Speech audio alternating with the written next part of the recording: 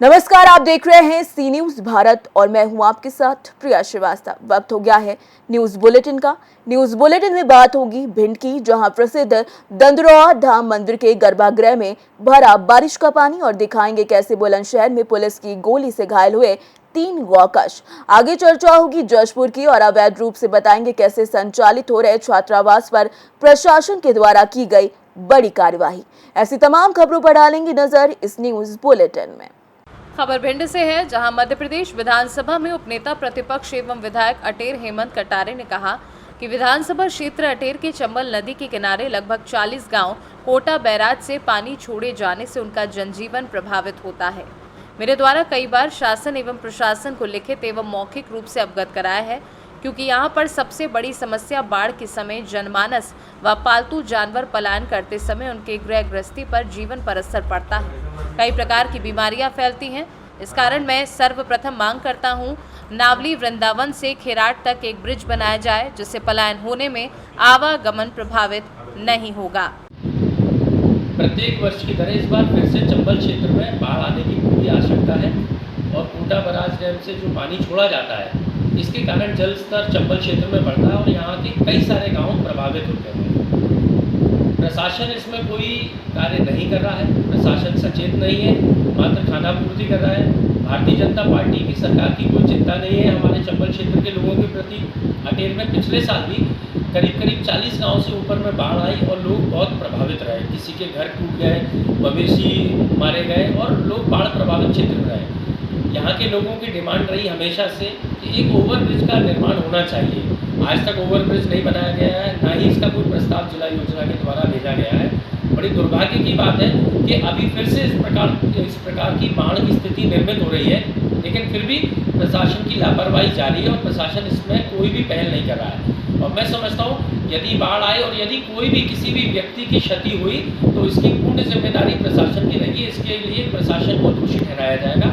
इसलिए मेरा हाथ जोड़ के आग्रह है भाजपा की सरकार से, मुख्यमंत्री जी से, माननीय सभी मंत्रियों से और जिला प्रशासन से कि तुरंत तत्काल इसके लिए कोई उचित व्यवस्था करवाई जाए। आपने मुख्यमंत्री जी को पत्र लिखा है क्या चंबल में बाढ़ जैसे हालात जो निर्मित हो रहे हैं? बिल्कुल, मैं मुख्यमंत्री जी को भी मैं इसके बारे में अवगत करवा चुका हूँ और यहाँ पे ओवरब्रिज की जो मांग है इस बारे में भी बता चुका हूँ। अब मुख्यमंत्री जी यदि थोड़ी सी हमारे क्षेत्र के लोगों की जनता पर कृपा करें और ओवरब्रिज के लिए बजट स्वीकृत करेंगे तो मैं उनका आभारी रहूँगा। भिंड से सी न्यूज संवाददाता विनोद शर्मा की रिपोर्ट। भिंड जिले के प्रसिद्ध दंदरौआ धाम मंदिर के गर्भगृह में भरा बारिश का पानी। मंदिर समिति के द्वारा कई बार प्रशासन से पंचायत में नाला बनवाने की गुहार लगाई जा चुकी है। दंदरौआ पंचायत में कच्चा नाला खुदा पड़ा है।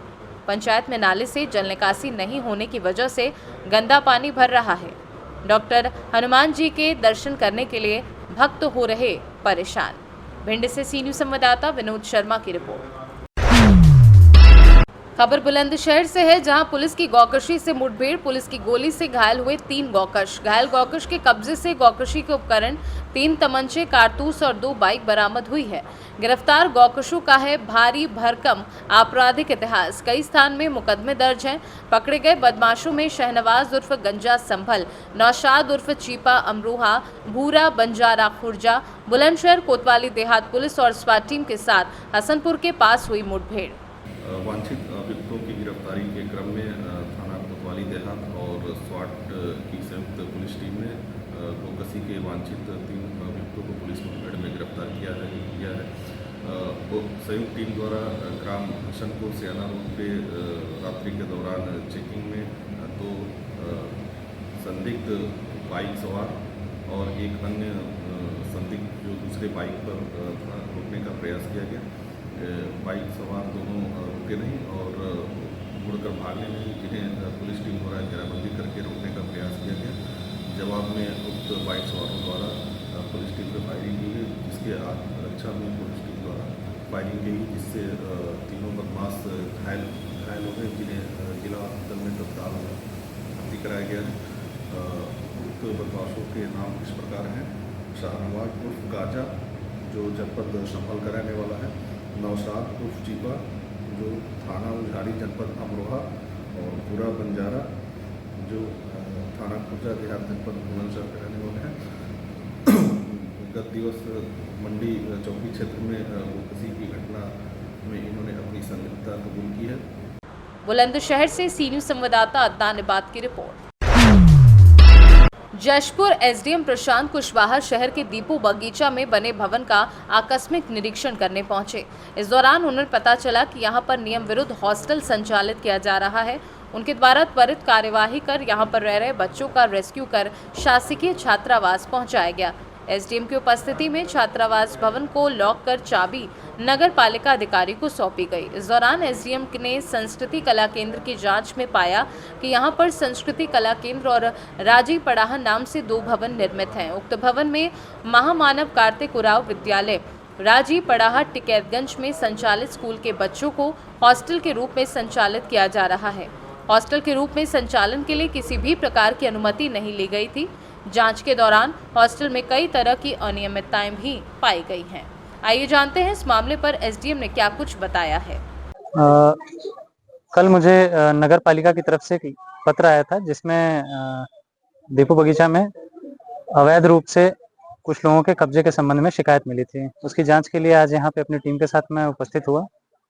उपस्थित होने के दौरान मुझे पता चला कि यहाँ पे बिना परमिशन के छात्रावास का संचालन किया जा रहा है, जिसमें विस्तृत जांच में ये पता चला है कि बिना किसी विभाग की अनुमति से ये छात्रावास संचालित हो रहा था और छात्रावास में जो सुविधाएं थी, मूलभूत सुविधाओं की भी कमी पाई गई है और बच्चों में मतलब लड़का और लड़की दोनों को साथ में रखा जा रहा था। एक अनाथ बच्चे को भी यहाँ रखा गया है।